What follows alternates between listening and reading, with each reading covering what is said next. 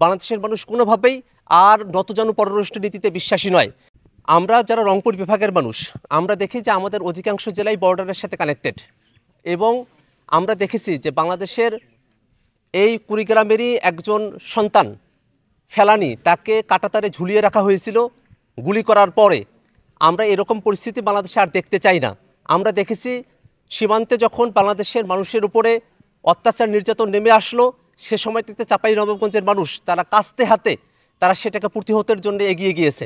এই যে সাহস, এই যে মানুষের মধ্যে উদ্দীপনা, এ সব কিছুর মূলে রয়েছে বাংলাদেশের মানুষের মধ্যে বাংলাদেশের পররাষ্ট্রনীতি নিয়ে এক অভূতপূর্ব একতার জায়গা তৈরি হয়েছে।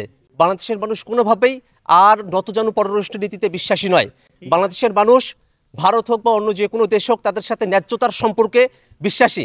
এই জায়গা থেকে সীমান্তে যে আমাদের উপরে হামলাগুলো হচ্ছে, আমরা দেখেছি যে আমাদের একজন বিজেপি সদস্যের আঙ্গুল তাদের ছোড়া অস্ত্রে, গ্রেনেডে সেটা ক্ষতবিক্ষত হয়ে গেছে।